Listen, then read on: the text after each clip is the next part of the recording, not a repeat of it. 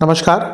ग्रहों की गोचरीय स्थिति पर रेगुलर वीडियो पाने के लिए साप्ताहिक राशिफल, मासिक राशिफल, त्रैमासिक राशिफल और ग्रहों के बाकी गोचर पर भी रेगुलर अपडेट्स पाने के लिए, जिसके हिसाब से आप अपने जीवन में थोड़ी गाइडेंस प्राप्त कर सकें, इसके लिए मेरे चैनल को अवश्य सब्सक्राइब करें।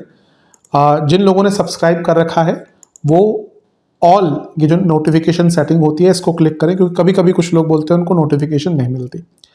आशा करता हूं चैनल को सब्सक्राइब करेंगे और रेगुलर वीडियोस अवश्य आप देखेंगे। नमस्कार। ओम गणेशाय नमः। ओम नमः शिवाय। मैं निखिल ज्योतिष आचार्य आप सभी का मेरे चैनल पर पुनः स्वागत करता हूं। आशा करता हूं कि आप सभी स्वस्थ होंगे। महादेव की कृपा आप सभी पर सदैव बनी रहे। ये वीडियो तुला यानी कि लिब्रा के लिए बहुत विशेष है, क्योंकि यह वीडियो है 4 मई से 10 मई 2026 के साप्ताहिक राशिफल के बारे में। कैसा रहेगा आने वाला सप्ताह तुला के लिए। जो मेरा साप्ताहिक राशिफल होता है वो प्रमुखतः चंद्रमा और उनकी गति पे आधारित होता है। चंद्रमा एक बहुत विशेष ग्रह है, चंद्रमा की विशेषताएं बहुत हैं। लेकिन जब हम साप्ताहिक राशिफल की बात कर रहे हैं तो पहला तो उनकी तेज गति, फिर मन का कारक होना और फिर उनकी क्वालिटी कि वह जिस भी भाव, राशि, ग्रह आदि के साथ संबंध संपर्क साधते हैं उनको बहुत ही एक्टिवेट कर देते हैं। इन सभी कारणों से चंद्रमा का जो गोचर होता है वो बहुत विशेष बन जाता है। चंद्रमा के गोचर के कारण हमारे मन, मस्तिष्क, विचार, स्वभाव, सोचने के तौर तरीके, दृष्टिकोण, हर चीज पर डायरेक्ट इम्पैक्ट पड़ता है। उसको समझने के लिए साप्ताहिक राशिफल बहुत विशेष होता है। इस अंधकारमय जीवन में ज्योतिष एक मात्र विद्या है जो हमें थोड़ा सा सहारा देती है। भले ही राशिफल बहुत ही सामान्य आधार पर दिए जाए, लेकिन एक जनरल गाइडेंस के लिए बहुत उपयोगी होते हैं। यदि आपकी लग्न राशि या चंद्र राशि तुला है, लिब्रा है, दोनों ही देख सकते हैं गाइडेंस के लिए, अलग अलग नहीं बन सकते।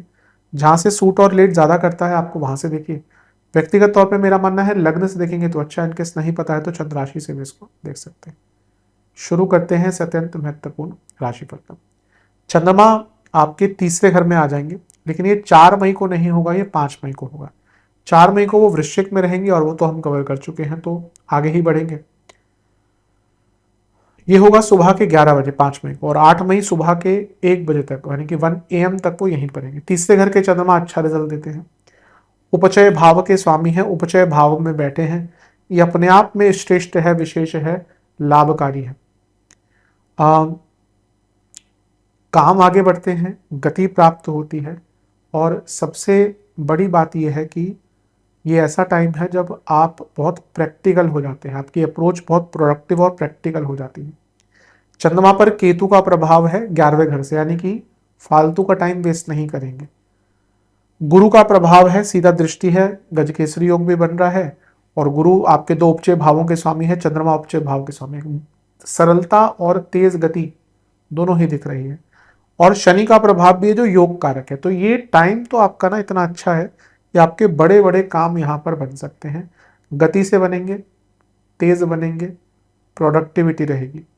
लेकिन केतु शनि का प्रभाव थोड़ा वैराग्य भी लाता है, और अब क्या है कि तीसरा घर है तो यहाँ पे वैराग्य तो नहीं आ सकता, लेकिन जब केतु शनि का प्रभाव है तो बहुत ऑपोजिट फोर्सेस काम करती हैं। अब यहाँ पे तीसरा भाव की बात करें तो उपचय भाव, उपचय भाव, उपचय भाव के स्वामियों का कुछ प्रभाव बन रहा है, लेकिन शनि, केतु, विरक्त, वैराग्य, तो ये ऑपोजिट फोर्सेस कभी कभी काम करती हैं।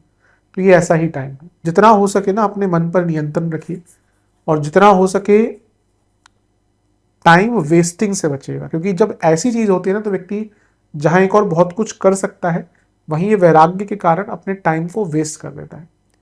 बहुमूल्य है समय, इसका उपयोग कीजिएगा। नवांश कुंडली, डाउन टू अर्थ रहिए, मदद होगी। दशांश, अच्छा शनि केतु का प्रभाव है, थोड़ा कम्युनिकेशन में भी क्लैरिटी रखिएगा। दशांश कुंडली, कार्य क्षेत्र में जितना हो सके टू द पॉइंट बात कीजिएगा। बिजनेस में मैं एक ही चीज कहूंगा कि एक फ्लो लाइए अपने बिजनेस में। किसी भी चीज में रिदम अगर नहीं होती, लय नहीं होती, वो चीज खराब हो जाती है। हर चीज में एक रिदम है। आप खाना बनाइए, आपको पता है कि क्या चीज कब आएगी, क्या कंसिस्टेंसी आएगी, वो भी रिदमेटिक है। आप कुछ बेक कीजिए, कुछ भी गलत हो जाए, अवन का टेम्परेचर खराब हो जाए, चीज खराब हो जाएगी। हम कहीं जा रहे हैं, रास्ते में गाड़ी खराब हो जाए, रिदम टूट जाए, पूरा माहौल, पूरा सब कुछ खराब हो जाता है। जाम मिल जाए हमें रास्ते में, तो जब रिदमेटिक नहीं होती चीज़ें तो हम परेशान होते हैं। वैसे ही ऐसा दिख रहा है कि आपका बिजनेस कैपेबल बहुत है, रिदम नहीं।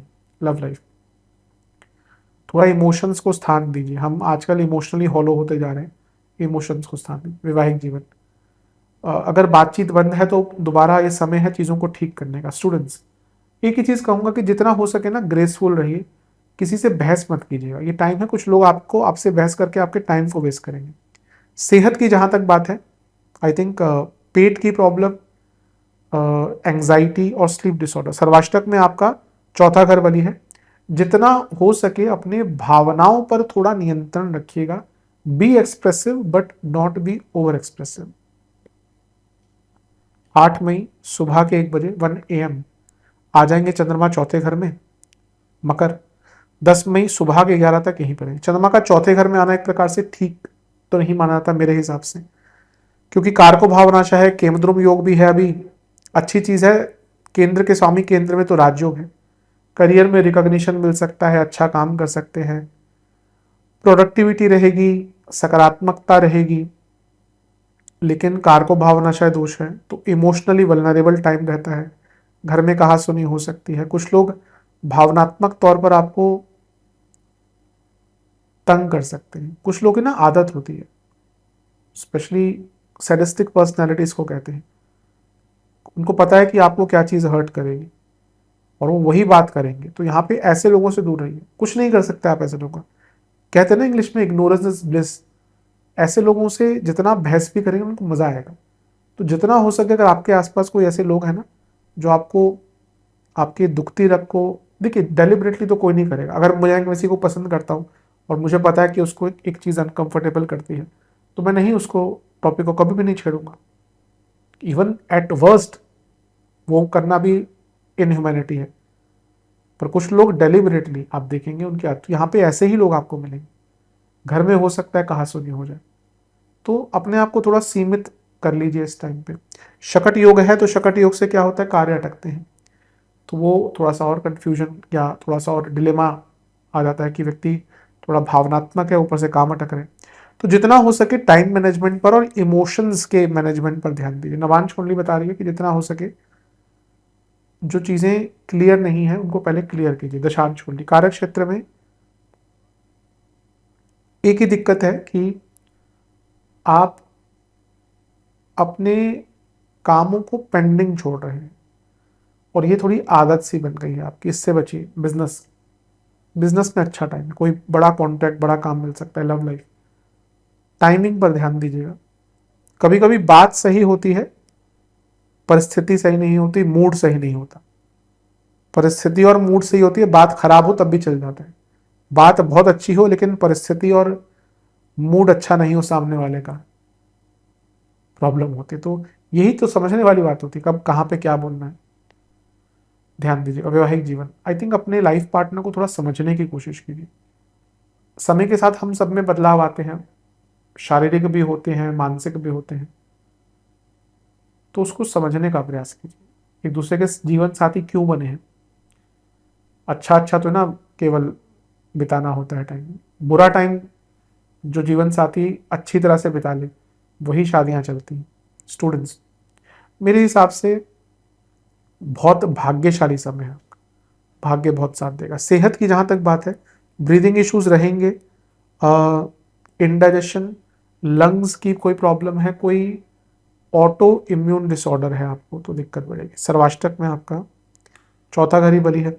मैं यही कहूँगा कि ना जितना हो सके अपने आप को इमोशनल लेवल पर स्ट्रांग रखिए। किसी की बातों में ना कोई आपको इमोशनल, तुला वाले जो जातक होते हैं ना, वेरी हारमोनियस, शुक्र का प्रभाव है, लाइक्स टू हेल्प पीपल, पर इनका जितना फायदा, कुछ लग्न है, मैं कहूँगा कि तुला, कुंभ, बहुत हद तक सिंह भी, इन लोगों का इतना फायदा उठाते हैं ना लोग भावनात्मक तौर पर, क्योंकि they are devoted to people they love.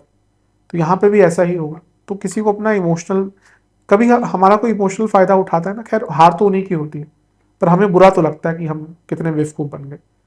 तो इसलिए थोड़ा सा यहाँ पे आज का टाइम ऐसा है कि जहाँ पे आपके अपने ही कहीं ना कहीं आपको इमोशनली यूज़ करते हैं, फैमिली वाले भी करते हैं। आज चीज़ें बहुत बदल चुकी हैं। हम पहले कहते थे माँ बाप बहुत, आजकल आजकल तो माँ बाप भी कंडीशनली प्यार करते हैं। चीज़ें बहुत बदल चुकी हैं, कलयुग है ना, तो अभी तो कलयुग के हम आरंभ में हैं, चीज़ें तो बहुत बदलेंगी अभी तो हम शायद गोल्डन पीरियड ऑफ कलयुग में हैं। निकल जाए इससे पहले कि अपनी आत्मा ही तृप्त हो जाए, वापस आना ही नहीं पड़े तो अच्छा है, क्योंकि घोर कलयुग में तो बहुत कुछ होने वाला है। 10 मई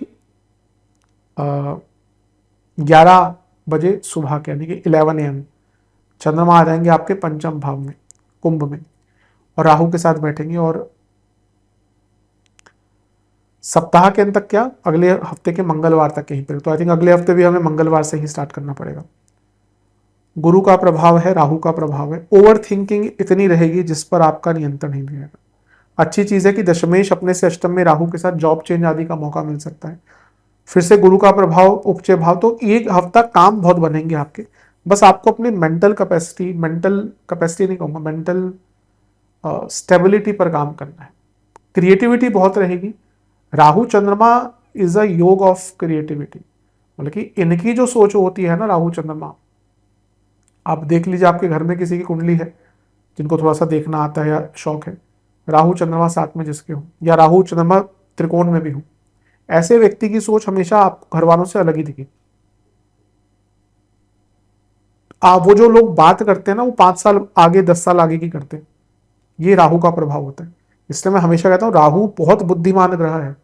राहु फ्यूचर सोचता है, देखता है। जो आज नहीं आप समझ पाएंगे, राहु 10 साल के बाद की बात कर रहा होगा। इसलिए टाइम अच्छा है उसके लिए, लेकिन ओवर थिंकिंग भी आती है राहु के साथ, तो उस पर नियंत्रण रखेगा। बहुत ज्यादा व्यक्त मत कीजिएगा अपने आप को इस टाइम। नवांश कुंडली, जो लोग आपको बहुत अच्छी तरह से समझते हैं उनसे बातचीत करिए, बाकी किसी से नहीं। दशांश कुंडली, कार्य क्षेत्र में थोड़े हेल्पफुल रहिए।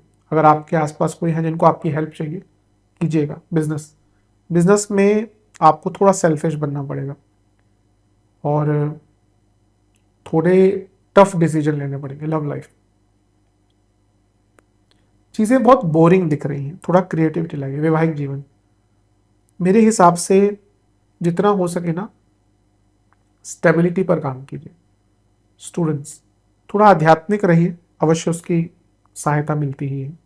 सेहत की जहाँ तक बात है, anxiety, sleep disorder, hormonal problem, पेट के रोग, सर्वाष्टक में आपका चौथा घर बली है।